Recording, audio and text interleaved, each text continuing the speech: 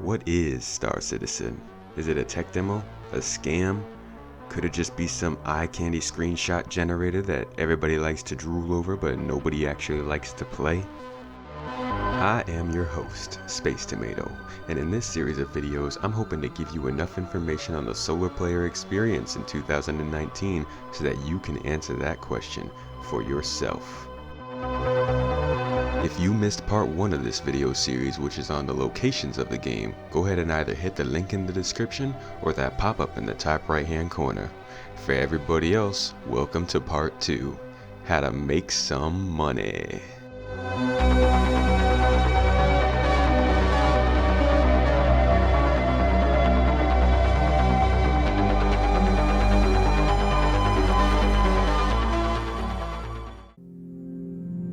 Now that you know where to go and the locations to do, I'm going to show you how to make some money so you can earn that due. Now, almost any mission you're going to receive in Star Citizen will come to you through the mobiGlas on the Contracts Manager. To get that, you're going to want to hit the F1 button, go to the bottom of the screen and pick the rightmost option. From there, you'll be able to see all of the different missions that you have access to. Investigations, deliveries, maintenance, ECN alerts, bounties, mercenary missions, races, yada yada, etc, etc. But first, I'm going to show you some cargo delivery missions. Now here you can see on my screen that you have plenty of different options for delivery missions. Each one will contain one box which you have to pick up at one location and deliver to another. Now here's a little trick you can use while running these missions to bump your profits a little bit. You can see on my screen here that I have got 3 delivery missions selected, one going from Bountiful Harvest on Daymar to Arcorp Mining Area 45 on Walla. One is going from Port Olisar to Arcorp Mining Area 45 on Walla. And the third box is going from Cooter Ore on Daymar to Arcorp Mining Area 48 on Walla. Let's go ahead and run through how this process is going to work. You grab your first box, drop it on your ship. Any ship with an interior will do. You're going to fly to your next location. You're going to grab your second box and put it on your ship. And then, you guessed it, you're going to fly to your next location. Soak in the views a little bit on your way there. You're going to go ahead and grab that third box. And if everything works like a charm, drop it in the cockpit. Buckle up and head out for your next location, whether that be a box that you're picking up or the final destination. Now keep in mind, this game is an alpha. You might spend 30 minutes preparing to make this package run. You might get everything ready to go and be ready to earn 30,000 AUEC, and then you run into a glitch. That's just how it is sometimes. Sorry to say. That being said, there are more reliable ways to make money through missions in this game.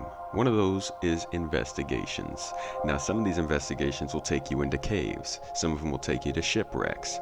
The mission I'm about to show you will take you to an abandoned and destroyed, well, half destroyed, space station.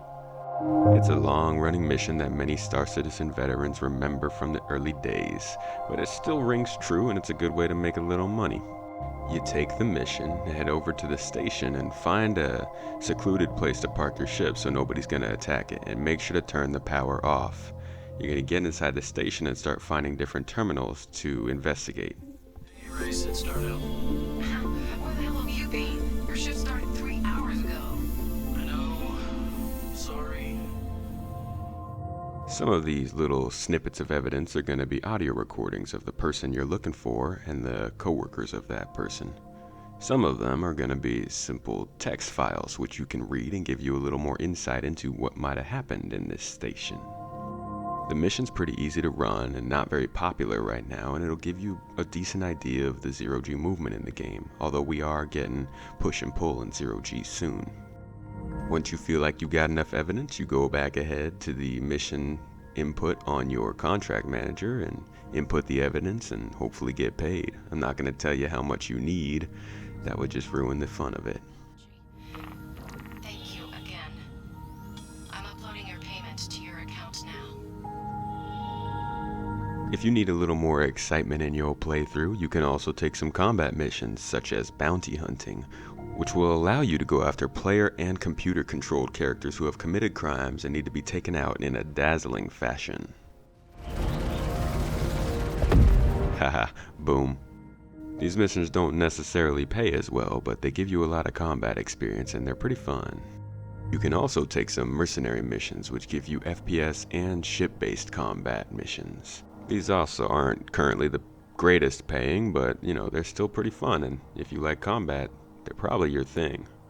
Now this one I'm about to show you is a more of a search and destroy kind of mission. You got to take out some data scammers before some people come and blow you up. The problem with people like me flying keyboard and mouse when I should be flying with a HOTAS is that you might make a couple mistakes while flying before anybody even shows up to kill you.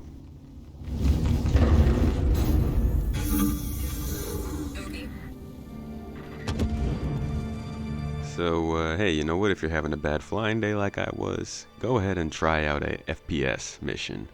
This could give you a little bit more money, as you can see, with 7,000 AUEC. Now, the FPS AI is getting better, the weapons are getting brought into the game, and the gameplay is becoming more fun, but the FPS AI can still be a little glitchy. Even though they've got some upcoming fixes on the roadmap, they still act a little bit weird sometimes. And they also can just wreck you within seconds. I mean, maybe I'm just not that great, but I was hoping for a little more protection from my heavy armor there.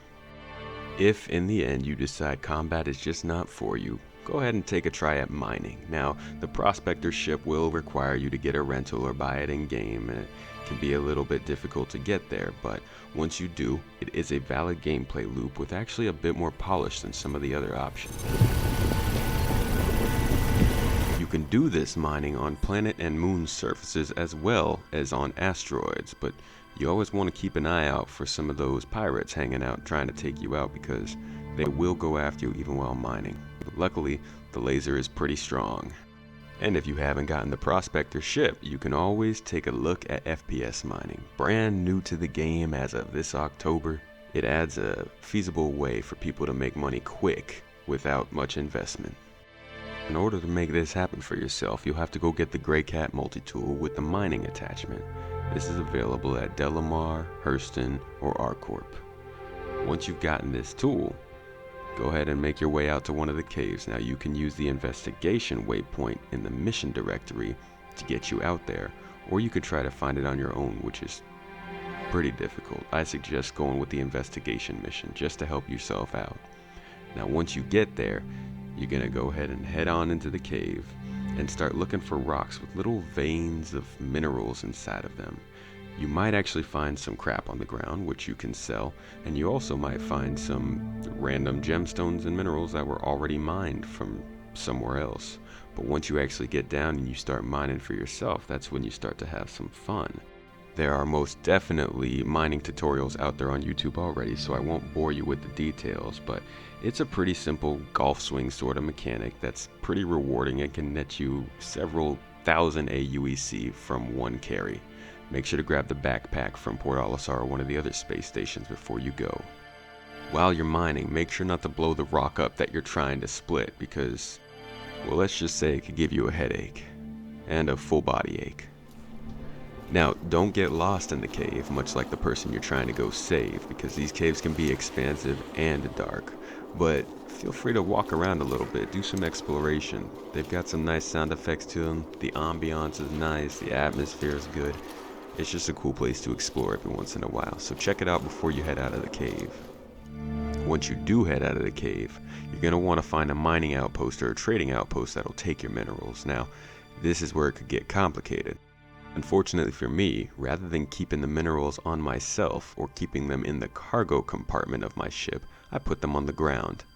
Now, when you go into the mining facility, the trading console's not going to see that it's on the ground. It's only going to read what's in the actual cargo compartment or your personal inventory. So I went back and I tried to put the box in the cargo compartment.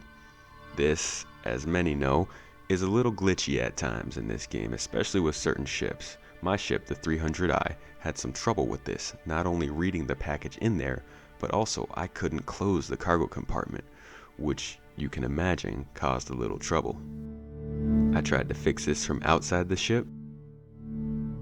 I tried to fix this from inside the ship. Unfortunately, nothing really worked. So I went back inside, gave it a couple more tries. Unfortunately, I was just unlucky that day. But this is just another one of those things that you start to learn as you play the alpha that you need to watch out for. So while I was there, I decided to go ahead and try out something else, a little bit of cargo hauling, which is different from the delivery boxes. Cargo hauling is currently one of the most common ways to make money in a group in the game. With the values of commodities changing from space station to space station and landing zone to landing zone, this will allow you to play on the supply and demand of any of those commodities to make a little bit of profit on any shipping trip. While cargo hauling is always a risky endeavor, be careful in the Star Citizen Alpha, as you might get unlucky with a glitch or two that could make it difficult for you to sell your goods. Unfortunately for me, I was really unlucky that day. This was another glitch I ran into. I'm assuming because I put my box in the cargo spot, but who really knows? When I got back to my ship, I had no cargo, so I had spent the money, but didn't get anything in return. This isn't such a big deal with this ship, but it can be crappy with a bigger ship. And then when I took off, well, I lost the jewels I had mined. I hope this is a good lesson for everybody here, because cargo hauling can be risky. Between the glitches and the bugs, you can also get shot down by any old pirate. Never ever ever ever ever put all your money into one haul. But just to show that it is possible, here's me purchasing some materials at ArCorp. Got them loaded up in an Avenger Titan in a free fly week. Flew all the way across the system to Port Olisar with no crashes and no combat, and simply got into the station and sold my commodities and made some money. Not much, mind you, I was selling some scrap, but I made some money, and it just goes to show that the system does work and you can make some money off cargo hauling. There are also several current quest givers in the Stanton system, with more coming every year, with the ability to give you quest storylines, sometimes lawful, sometimes unlawful, that will unlock other options, improve or damage your reputation, and overall just introduce you to new areas and storylines and mission opportunities. Some of these mission givers will give you content as soon as you come asking for it. Nothing too big, but it'll let us see how we feel about working together. And some of them need some proof before they help you, and they will make it very clear to you. What the hell you want? No, nothing here for you today. Unless you're into incinerators. Something unique about mission giver missions is that there can be somebody assigned to a counter mission that's job it is to stop you on whatever you're doing. One of such missions is the downed satellite mission offered by Clovis Darneely, a mission made popular by last year's CitizenCon. This is a two-part mission, with the first part being to find the downed satellite and turn it on, the second being to assault an underground bunker where you find a prototype data chip and return it to Lorville. And they made this mission look fun last year.